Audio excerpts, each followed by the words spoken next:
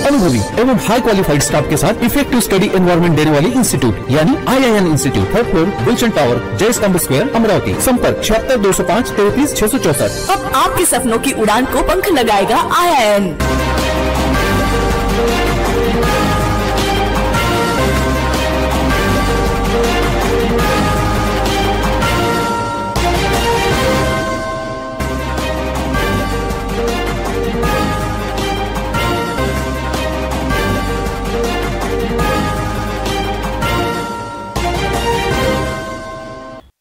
नमस्कार, सिटी न्यूजच्या बातमीपत्रात प्रेक्षकांचं मनपूर्वक स्वागत। आज दिनांक 30 जून 2024, वार रविवार। बातमीपत्राची सुरुवात करूया सुविचार मालेने। ज्याला दुःखाची जाणीव असते त्याला सुखाची किंमतही असते, म्हणून आपण जे दिवस काढले आहे त्याची नेहमी जाणीव ठेवावी। आजचा सुविचार आपण बघितला, आता बघूया बातमीपत्रातील ठळक बातम्या।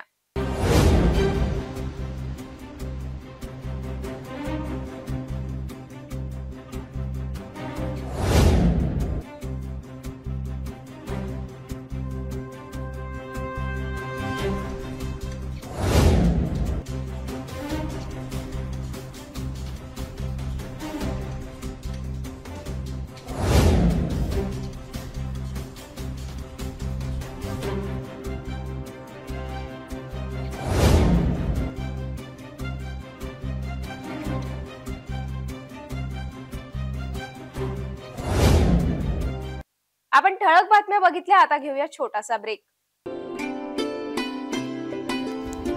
समाजसेवी तथा पूर्व नगराध्यक्ष मूर्तिजापूर येथील नानकराम नेमनानी यांना वाढदिवसाच्या हार्दिक शुभेच्छा। शुभेच्छुक नानकराम नेमनानी मित्र परिवार।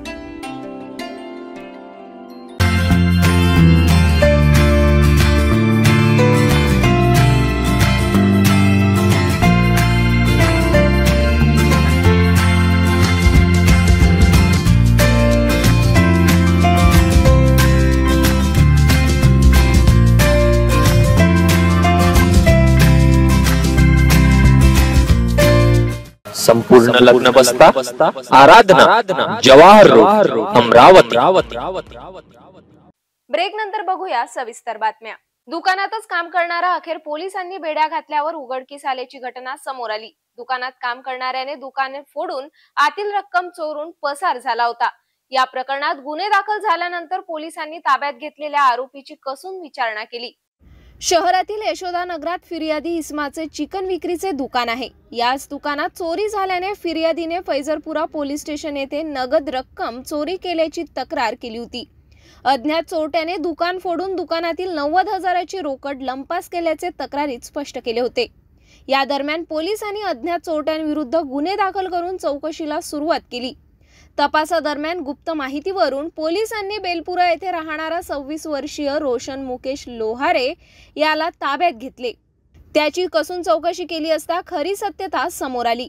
रोशन हा यशोदा नगरातील चिकन विक्री दुकानात काम करीत असल्याची माहिती पोलिसांना दिल्याने त्यानेच रोकड लंपास केल्याचे चौकशी दरम्यान उघड झाले। या दरम्यान याची सत्यता समोर आली। आरोपी दुकान मालकाच्या चिकन विक्रीच्या दुकानात याआधी काम करीत होता अशी माहिती समोर आल्याने दुकानातील कामगारच घरचा भेदी निघाला स्पष्ट झाले। आता वळूया पुढील बातमीकडे। अमरावती ग्रामीण हद्दीत होत असलेल्या घरफोडीचा तपास लावण्याचे आदेश पोलीस अधीक्षक विशाल आनंद यांनी दिले।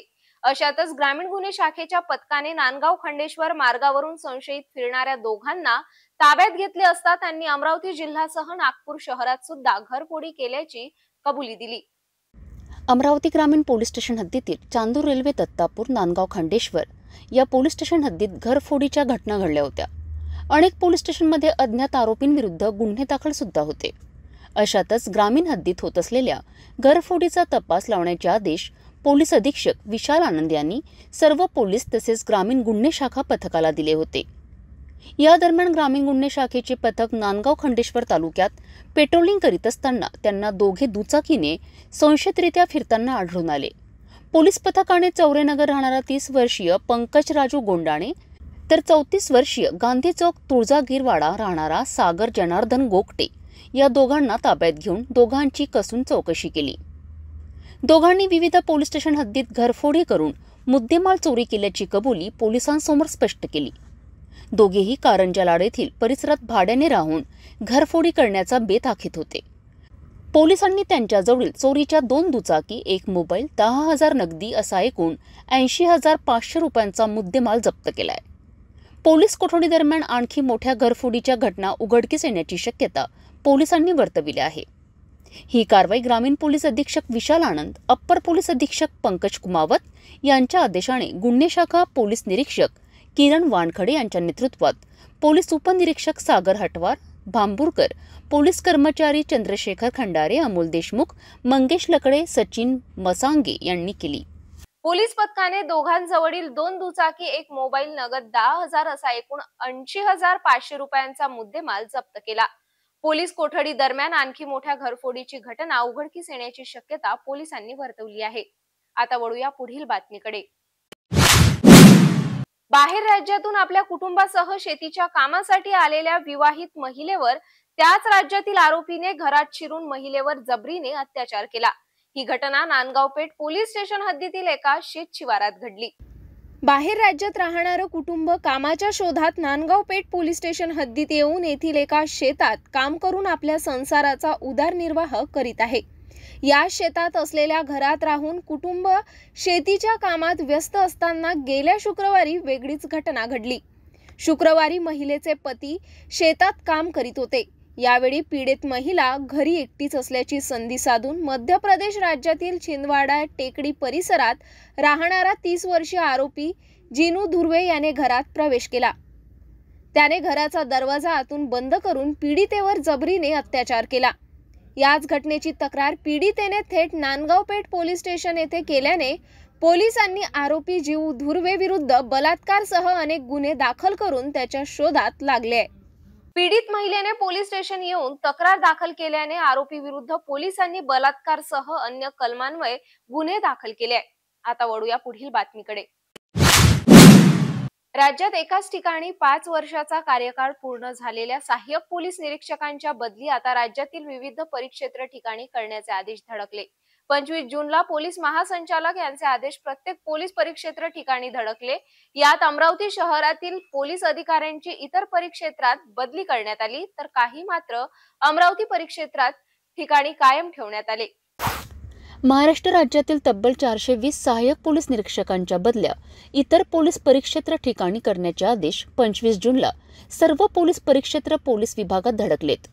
ज्यांचा कार्यकाळ 5 वर्ष एका परिक्षेत्र ठिकाणी झालाय अशा अधिकाऱ्यांच्या बदल्या करण्यात आल्या आहेत. अमरावती शहर पोलीस आयुक्तालयातील गाडगेनगर पोलीस स्टेशन कार्यरत असलेले सहाय्यक पोलीस निरीक्षक प्रमोद पांडुरंग साळुंके यांची मुंबईत बदली करण्यात आली आहे. सत्यवान भुयारकर यांची पिंपरी चिंचवड येथे बदली झाली आहे, तर नागपूर येथून अमरावती बदलीवर आलेले सध्या बडनेरा पोलीस स्टेशन कार्यरत असलेले सहाय्यक पोलीस निरीक्षक अतुल गुणवंत इंगोले यांची अमरावती परिक्षेत्रामध्येच कायम ठेवण्यात आले आहेत. पुणे येथील शरद सजन माळी यांची अमरावती बदली, अमरावती ग्रामीणचे पंकज सीताराम तायडे यांची गुन्हे विभागात बदली, तर रुपेश लक्ष्मण शक्करगे यांची अमरावती परिक्षेत्र असे अनेक अधिकाऱ्यांच्या वेगवेगळ्या परिक्षेत्र ठिकाणी बदली करण्यात आल्या आहेत. कर्करोग आता जगभरात झपाट्याने वाढत आहे. कर्करोग म्हणजे काय? कर्करोगाची लक्षणे कोणती? नागरिकांनी या आजारावर कोणती काळजी घेण्यात यावी यावर न्यूयॉर्क वर्क्स इन्स्टिट्यूटच्या वर्धापन दिनानिमित्त ग्रँड मैफिल हॉटेल येथे कार्यक्रमाचे आयोजन करण्यात आले. या ठिकाणी नागरिकांना कर्करोगाची माहिती व्हावी या उद्देशाने ॲप लॉन्च करून उपस्थितांना मार्गदर्शन करण्यात आले. कर्करोग म्हणजेच कॅन्सर. कर्करोगाचे आजार खेकड्याप्रमाणे चिवट, धरले तर सहसा न सोडणारे असतात. तसेच खेकड्याला सर्व दिशांनी अवयव असतात. त्याचप्रमाणे कर्करोग आजूबाजूला अनेक दिशांनी पसरतो. म्हणूनच कर्करोग हे नाव अगदी समर्पक आहे. पण यापेक्षा जास्त समर्पक शब्द म्हणजे बाणगुड. बाणगुड जसे झाडाला खाऊन टाकते तसेच कर्करोगाचे आहे. कर्करोग हा मध्यम वयानंतरचा आजार आहे. याला काही अपवाद आहेत. भारतात दर लाख लोकवस्तीत 100 कर्करोगग्रस्त व्यक्ती असे प्रमाण आहे. 50-60 नंतर कर्करोग होण्याची शक्यता वाढते. कर्करोग जवळजवळ कोणत्याही अवयवात निर्माण होऊ शकतो. त्वचा, स्नायुअस्थी, सांधे, पचनसंस्था, श्वसनसंस्था, रक्ताभिसरण संस्था, मज्जासंस्था, जनन संस्था, अंतःस्रावी ग्रंथी, रक्तपेशी, डोळा, कान, जीभ, स्तन, रससंस्था इत्यादी कोणत्याही ठिकाणी कर्करोग निर्माण होऊ शकतो. अशाच कर्करोगाची माहिती, जनजागृती आणि उपचार घेण्याकरिता अमरावती शहरातील न्यूरॉन वर्क्स इन्स्टिट्यूटच्या वर्धापन दिनानिमित्त भव्य कार्यक्रमाचे आयोजन ग्रँड मेहफिल येथे 30 जून रोजी करण्यात आले आहे. या कार्यक्रमाला doctor Ketaki Kolale Bhokare, doctor A.T. Deshmukh, doctor Umale, doctor Abhay Kolte, doctor Gondhalkar, doctor Rajendra Arora, doctor Bakhtar, doctor Sikandar Advani अशा तज्ज्ञ डॉक्टरांनी उपस्थिती दर्शविली. डॉक्टर आनंद पाठक यांच्या हस्ते दीपप्रज्वलन करून श्री गणेशच्या प्रतिमेला हार अर्पण करून पूजन करून सुरुवात करण्यात आली. डॉक्टर आनंद पाठक यांच्यासह आमंत्रित सर्व डॉक्टरांचे पुष्पगुच्छ देऊन स्वागत करण्यात आले.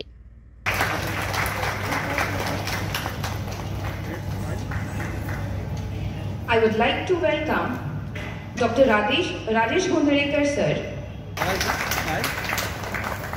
I would like to welcome Dr. Sikandar Advani sir.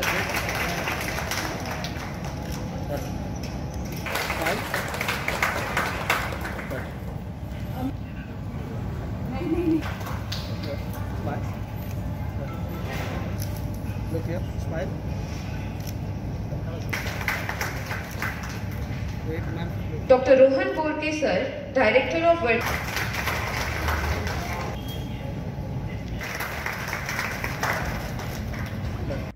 सर्व मान्यवरांचे भरतनाट्यम, विविध सांस्कृतिक नृत्य सादर करून स्वागत करण्यात आले. Neuron institute of applied research व workers research and innovation private limited हे संशोधन केंद्राबद्दल मान्यवरांनी माहिती स्पष्ट केली. संस्थेच्या संचालिका कर्करोग तज्ज्ञ डॉक्टर केतकी कोळले भोकरे यांनी देखील आपली भूमिका स्पष्ट केली. शैक्षणिक स्तरावर मुख कर्करोगविषयी काल्पनिक चित्रस्वरूपात कथेच्या माध्यमातून माहिती देणारे जगातील पहिले ॲप्लिकेशन ठरणार असल्याचे डॉक्टर केतकी कोळले यांनी स्पष्ट केलेत. ग्रँड मेहफिलला ॲप्स आपण तयार केला, या ॲप संदर्भात नागरिकांना काय फायदा होईल आणि कशा पद्धतीचे ॲप आहे? नमस्कार, मी केतकी काळेले भोकरे. आज माझ्या कंपनीचा जो neuron institute of applied research आहे याचा 3रा वर्धापनानिमित्त आज आम्ही एका कर्करोगाच्या विषयावरील एक काल्पनिक चित्र स्वरूपातील एक इन्फॉर्मेटिव्ह ॲप्लिकेशनचं लॉन्च करतो आहे. हा application world's first fiction based learning application असून हा मी व माझ्या विद्यार्थिनी डॉक्टर रक्षा जाजू यांनी हा ॲप बनवलेला आहे. आणि यांनी आम्ही जसं ससा कासवाच्या गोष्टी आहे किंवा प्रिन्सेसेस सिंड्रेलाच्या गोष्टी आहेत या गोष्टी स्वरूपात आम्ही कर्करोगाचं प्रशिक्षण देतो आहे, जेणेकरून तो अतिशय सोप्या पद्धतीत लोकांपर्यंत इन्फॉर्मेशन पोचवू शकेल. त्या ॲप्लिकेशनचा आता तरी आम्ही इंग्लिश लँग्वेजमध्ये ठेवलेला आहे तो ॲप, पण येत्या काही दिवसांमध्ये त्या ॲपचे विविध सीझन्स हे आम्ही लोकल रिजनल लँग्वेजेसमध्ये आणणार आहोत, जेणेकरून नागरिकांना पण खूप सोप्या पद्धतीत कर्करोगाबद्दल इन्फॉर्मेशन पोचू शकेल. हा ॲप बनवण्यामागे संकल्पना कशी आठवते? ही संकल्पना पूर्णतः माझ्या स्टोरीज विषयीच्या प्रेमावरून निर्मित झालेली आहे. कारण की मी हा विचार केला की लहानपणीच्या स्टोरीज आपण आत्तापर्यंत पण लक्षात ठेवतो गोष्टी स्वरूपात. आजी आजोबांच्या पोतडीतल्या गोष्टी कुठल्याही एजमध्ये आपण आजी आजोबा होईस्तवर पण आपल्याला लक्षात राहतात.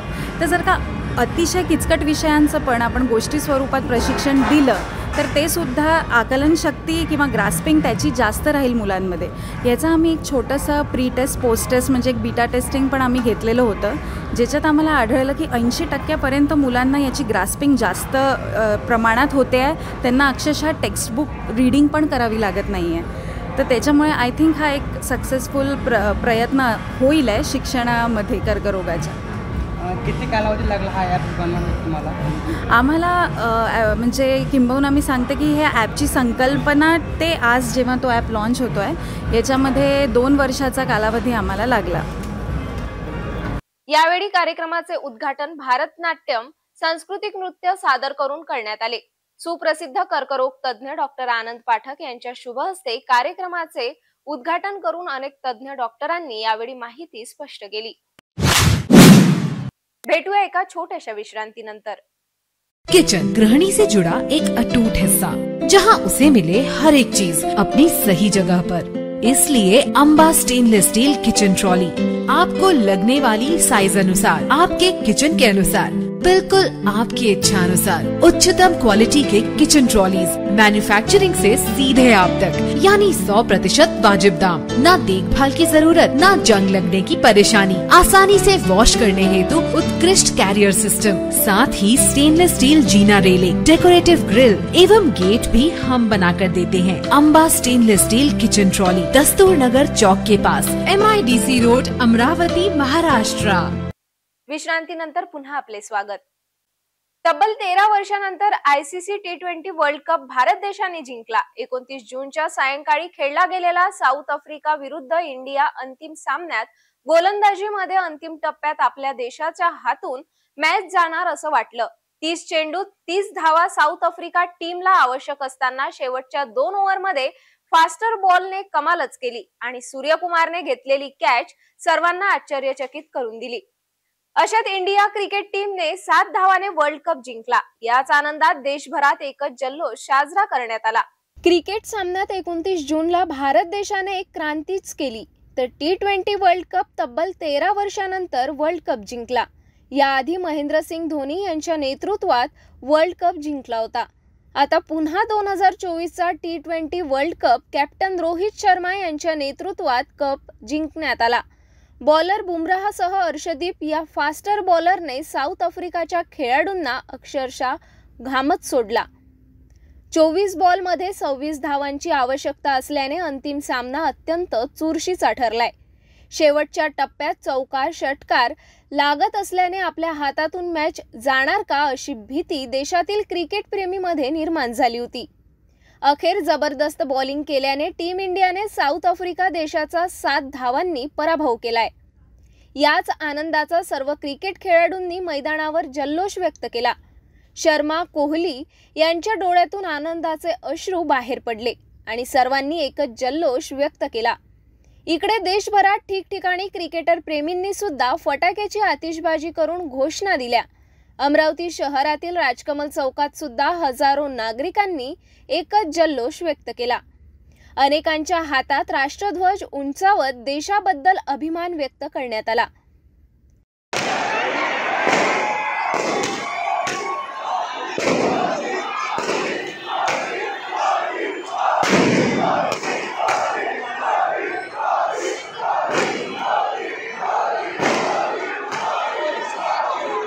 याच दरम्यान भाजप नेते सिद्धार्थ वानखडे यांच्यासह क्रिकेट प्रेमींनी रस्त्यावर येत प्रचंड जल्लोष साजरा केलाय।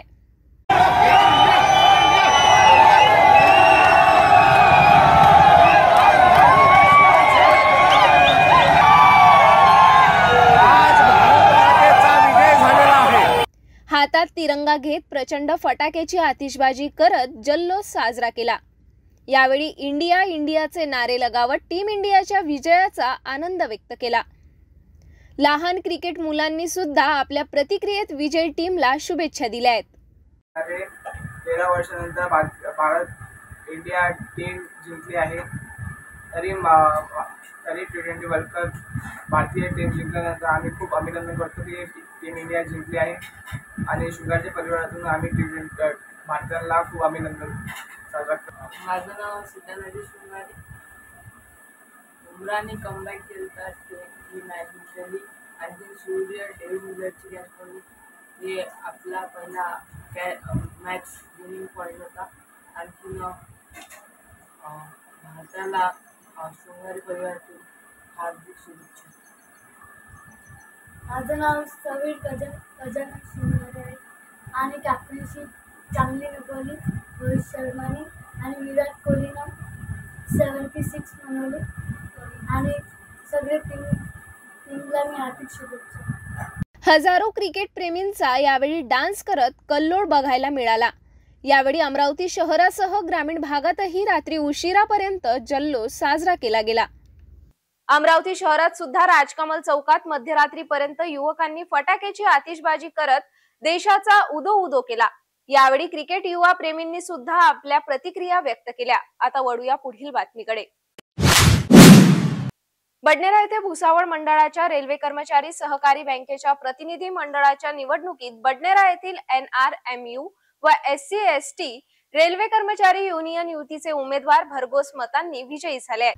भुसावळ रेल्वे मंडळाच्या बडनेरा रेल्वे कर्मचारी सहकारी बँकेच्या प्रतिनिधी पदासाठी झालेल्या निवडणुकीत NRMU व SC/ST रेल्वे कर्मचारी युनियन युतीचे उमेदवार अमरावती रेल्वे स्टेशन प्रबंधक महेंद्र लोहकरे व SSETRD loco pilot Santosh Bhatkar यांचा दणदणीत विजय झालाय. दोन्ही उमेदवारांचे बडनेरा येथे रेल्वे स्टेशनवर आगमन होताच त्यांचे भव्य स्वागत करण्यात आले.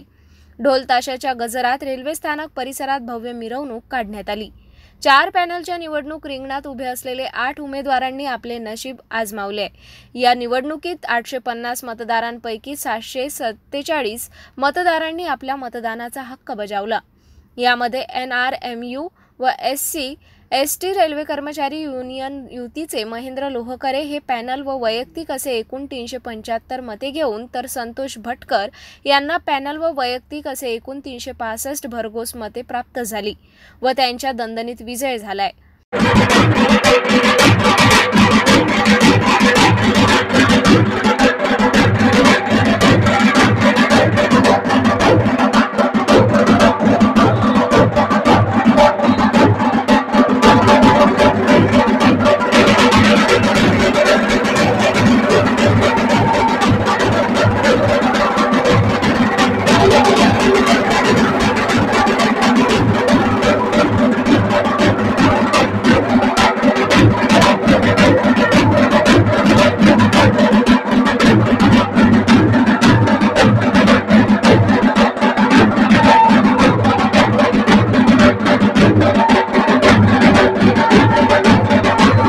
निवडणूक अधिकारी म्हणून स्टेशन व्यवस्थापक NU सय्यद यांनी काम पाहिले.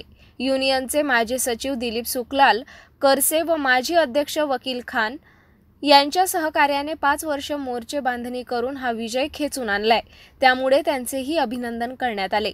रेल्वे कर्मचारी सहकारी बँकेच्या 5 वर्षांसाठी निवडून आलेल्या उमेदवारांकडून रेल्वे कर्मचारी मोठ्या अपेक्षा व्यक्त करीत आहेत.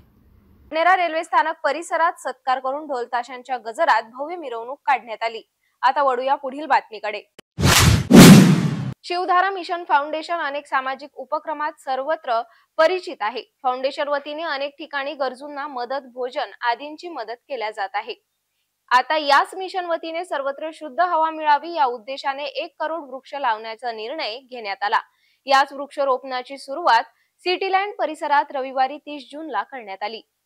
शिवधारा मिशन फाउंडेशन माध्यमातून अनेक ठिकाणी गुरुकुल ध्यान केंद्र, वृद्धाश्रम, गौशाला, मल्टीस्पेशालिटी हॉस्पिटल, चारधाम मंदिर नागरिकांच्या सेवेत आहेत. शिवधारा मिशन फाउंडेशन वतीने सामाजिक धार्मिक कार्यक्रमाचे आयोजन करीत असतात. परमपूज्य संत श्री डॉक्टर संतोष देवजी महाराज यांच्या मार्गदर्शनात अनेक ठिकाणी अनेक उपक्रम राबवले जात आहे. असेच वृक्षारोपण कार्यक्रमाचे महत्त्वपूर्ण पाऊल हाती घेतले असून सर्वत्र 1 करोड वृक्ष लावण्याचा मानस फाउंडेशनने व्यक्त केलाय. याची सुरुवात सिटीलँड परिसरात 30 जूनला रविवारी करण्यात आली. परमपूज्य संत श्री डॉक्टर संतोष देवजी महाराज यांच्या हस्ते वृक्षारोपण करून इतर उपस्थित मान्यवर आणि समाज बांधवांनी वृक्षारोपण केलेत.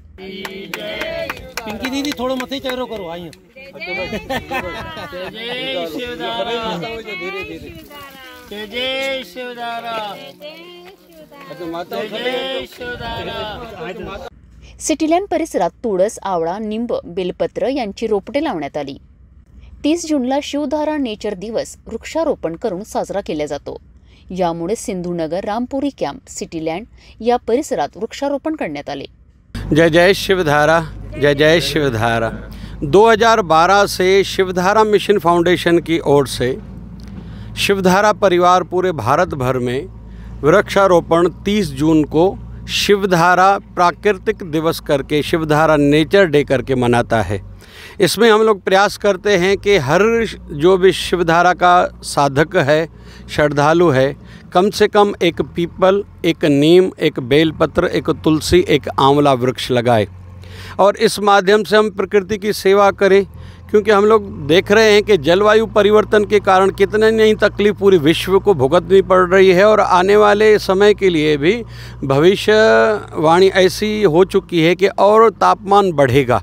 और भी कई प्रकार की आपदाएं आने की संभावना है। इस बात को ध्यान में रख के शिवधारा परिवार हर साल की भांति आज 30 जून को, वैसे तो पूरे भारत भर में वृक्षारोपण हो रहे हैं, आज शिवधारा की ओर से आज सिंधु नगर पूज्य शिवधारा आश्रम के प्रांगण में हमने वृक्षारोपण किया, रामपुरी में भी कैंप में भी हमने वृक्षारोपण किया और अभी दोपहर के 12 बजे का कार्यक्रम यहाँ जय शिवधारा धाम सिटी लैंड अमरावती में रखा गया था और आज शाम को 5 बजे फिर से यहीं शिवधारा धाम में रखा गया है। और सभी को संदेश यही भी रहेगा कि हम सब का दायित्व बनता है, प्रकृति का जितना हम ध्यान रखेंगे प्रकृति की ओर से हमें उतना सुख और शुद्ध ऑक्सीजन मिलेगी, जिस पर ही आधारित हमारा जीवन है। जो इन बातों को भूलेगा उनको तकलीफ़ें तो झेलनी पड़ेगी। तो हर कोई वृक्ष लगाए, ऐसा आह्वान शिवधारा मिशन फाउंडेशन की ओर से किया जा रहा है।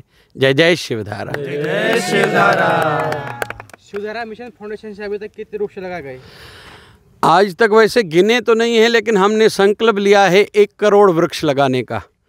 अभी तक गिने नहीं हैं क्योंकि बीच में जो कोरोना काल आ गया था, कहीं तो भी थोड़ी गणित में तकलीफ़ हुई थी, लेकिन हमने निरंतर इसको प्रयास को चालू रखा है, जारी रखा है। लेकिन पूरे भारत भर में आगे संकल्प है हमारे गुरुदेव के नाम से 1008 सद्गुरु स्वामी शिव भजन जी के नाम से 1 करोड़ वृक्ष शिवधारा परिवार लगाएगा। बोल बाबा शिव भजन साहेब की जय। यावेळी परमपूज्य संत श्री डॉक्टर संतोष देवजी महाराज, जयपालदास नवलानी, सुदर्शन मंतानी, अमरलाल बागतार, अर्जुन चंदवाणी, महेश कुकरेजा, शिवकुमार मोहनानी, अनुप नवलानी, रोशन लुंडवानी सह अनेक महिला व पुरुष उपस्थित होते। परमपूज्य संत श्री डॉक्टर संतोष देवजी महाराज यांच्या हस्ते वृक्षारोपणला सुरुवात करून सिटीलँड परिसरात अनेक ठिकाणी तुळशी, आवळा, नीम, बेलपत्र वृक्ष लावण्यात आले। आता वळूया पुढील बातमीकडे। शहरातील विश्वकर्मा वंशीय समाज संस्थेच्या वतीने 30 जून रोजी गाळगीनगर येथील गुरुदेव प्रार्थना मंदिर येथे गुणवंत विद्यार्थ्यांचा गुणगौरव कार्यक्रमाचे आयोजन करण्यात आले। या कार्यक्रमात विविध क्षेत्रात विविध शाखेत गुणवंत प्राप्त विद्यार्थ्यांचा सन्मान करण्यात आला। अमरावती शहरातील विश्वकर्मा वंशज समाज संस्था वतीने अमरावती विभागीय स्तरावर गुणवंत विद्यार्थ्यांचा गुणगौरव कार्यक्रमाचे आयोजन 30 जूनला गाडगेनगर परिसरातील गुरुदेव प्रार्थना मंदिर येथे आयोजित करण्यात आले। या कार्यक्रमाचे नागोरावजी पांचाळ यांच्या हस्ते उद्घाटन करून या कार्यक्रमाची सुरुवात करण्यात आली। संस्थेचे विभागीय सचिव गजानन चिंचोडकर आणि मान्यवरांच्या हस्ते सर्व विद्यार्थ्यांना शाल श्रीफळ देऊन त्यांचा सन्मान करण्यात आला। विश्वकर्मा वंशज समाज संस्था वर्षभर सामाजिक, धार्मिक, सांस्कृतिक कार्यक्रमाचे आयोजन करीत असतात। यात रक्तदान शिबिर तसेच खेळांमध्ये रुची असणाऱ्या विद्यार्थ्यांना प्रोत्साहन देण्यासाठी अनेक कार्यक्रमांचे सुद्धा आयोजन करीत असतात। आज म्हणजे आमच्या विश्वकर्मा वंशीय समाज संघटन महाराष्ट्र राज्य अमरावती विभागाच्या वतीने हा गुणगौरव विद्यार्थी सोहळा इथे संपन्न झालेला आहे। या सोहळ्याला मी गजानन चिंचोडकर, अमरावती विभागीय सचिव, तसेच आमचे अमरावती विभागाचे अध्यक्ष गणेशजी लाटेकर, अमरावती शहर अध्यक्ष सुधीर कामिनकर, अमरावती जिल्हा उपाध्यक्ष आशिष पळसकर, अमरावती मीडिया प्रमुख पवन वेलणकर, अमरावती आमचे पवन अमोल बांबलेटकर, तसेच आमचे राज्य उपाध्यक्ष धनराजजी वेलणकर, जिल्हा अध्यक्ष प्रमोदजी वेलणकर, या सर्व अजून टीमवर्कमध्ये हा कार्यक्रम आमचा इथे संपन्न झालेला आहे। आमच्या या सर्वांगीण विकासासाठी समाजाच्या विश्वकर्मा वंशीय 5 जातीचं संघटन आहे। सुतार, लोहार, सोनार, ताम्रट आणि शिल्पी या 5 जातीच्या संघटनांमधून त्या गुणगौरव विद्यार्थ्यांसाठी आम्ही हा कार्यक्रम राबवलेला आहे। तसेच आमच्या तालुका पदाधिकारी यांची नियुक्तीपत्र, त्यात आमच्या म्हणजे या कार्यक्रमाला या 5 जातीच्या समूह संघटनाला महाराष्ट्र राज्याकडून पाठबळ मिळत आहे। तसेच त्यासाठी आम्ही हे छोटे मोठे कार्यक्रम इथे राबवत असतो आणि याची समाजाची उन्नती करण्याचा आम्ही एक प्रयत्न करतो। समाजासाठी आम्ही त्याचप्रकारे म्हणजे रक्तदान शिबिर, दिवाळी मिलन, होळी मिलन, त्याच्यानंतर तसेही जसे स्पोर्ट्स यामध्ये जे विद्यार्थी जे असतात त्यांचा पण आम्ही घरी जाऊन त्यांचा गुणगौरव करतो की जे समाजाच्या वतीने आमच्या पाल्लं हा पुढे झाला पाहिजे, त्याची प्रबोधन त्याला दिलं पाहिजे, त्यासाठी आमचा सदैव प्रयत्न असतो। अशी आमची विश्वकर्मा वंशीय समाज संघटन महाराष्ट्र राज्य आणि अमरावती विभाग हे सर्व टीमवर्कमध्ये काम करत असते। तसेच आज आमच्या इथे राज्याचे कार्याध्यक्ष माननीय अरुणभाऊजी भालेकर, प्रदेशाध्यक्ष अविनाशजी गवाणकर, त्याच्यानंतर संस्थापक अध्यक्ष नागोरावजी पांचाळ सर यांचे आज इथे आगमन झाले होते। तसेच आज काही वेळाभावी माननीय रायमुलकर साहेब आमदार मेहकर हे आज येऊ शकले नाही. त्यांच्या माध्यमातून आम्हाला भुजलिंग काका विकास महामंडळ आणि सुतार विकास महामंडळाची आज सरकार वतीने घोषणा झालेली आहे आणि त्यात अशा बऱ्याच सोशल ॲक्टिव्हिटी अमरावती विभाग राबवतो. त्यात अध्यक्ष आमचे विभागीय अध्यक्ष गणेशजी लाटेकर यांच्या माध्यमातून सर्व टीमवर्क काम करत असते. जय हिंद, जय महाराष्ट्र, जय विश्वकर्मा. या कार्यक्रमाला अनेक पदाधिकारी, समाज बांधव आणि गुणवंत विद्यार्थी मोठ्या संख्येने उपस्थित होते. यावेळी उपस्थित मान्यवरांनी मार्गदर्शन करून संस्थेच्या नवनिर्वाचित पदाधिकाऱ्यांना नियुक्तीपत्र वाटप करून त्यांनी सुद्धा शुभेच्छा देण्यात आल्या. आता वळूया पुढील बातमीकडे. अकोला, अमरावती, बुलढाणा जिल्ह्यात काही ठिकाणी विखुरलेल्या स्वरूपात हलक्या पावसाची शक्यता आहे, अशी शक्यता हवामान खात्याने वर्तवली आहे.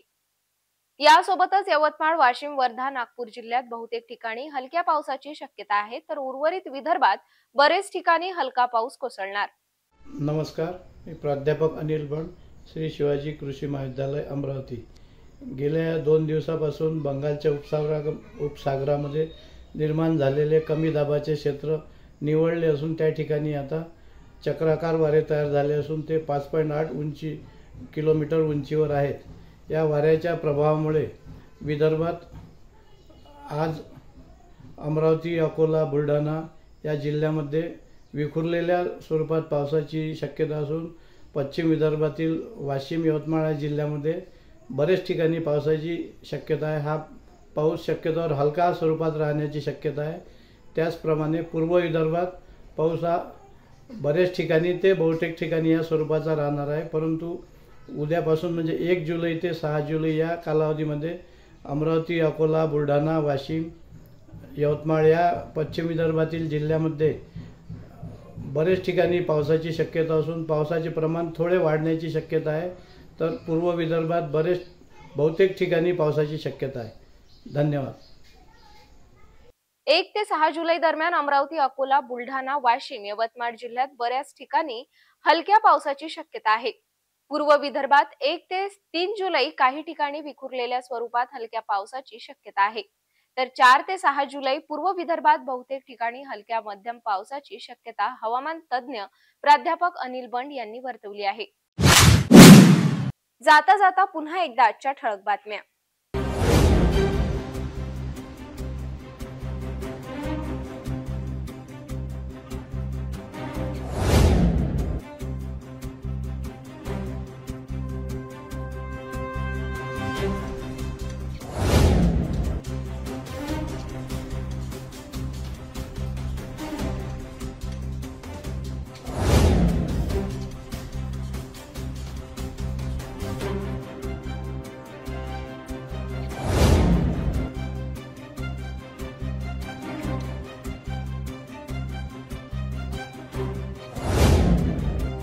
आपण आता सिटी न्यूज चॅनल जिल्हाभरातील दर्शक आपल्या टीव्हीवर सुद्धा बघू शकता. यामध्ये next set top box channel number 117, Jio set top box channel number 872, GTPL set top box channel number 73, Fastway set top box channel number 256.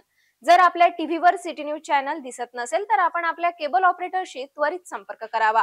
आपण सिटी न्यूज केबलच्या व्यतिरिक्त YouTube, Facebook, Instagram आणि X वर सुद्धा बघू शकता. याकरिता सोशल मीडिया अकाउंट सबस्क्राइब करा, follow करा, लाईक करा.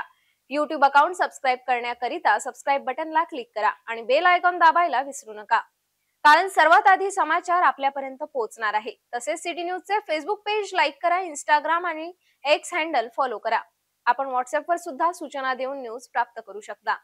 WhatsApp नंबर खाली येत आहे. हे बातमीपत्र एवढ्यावरच थांबूया. पुन्हा भेटूया नवीन घडामोडींसोबत. नमस्कार.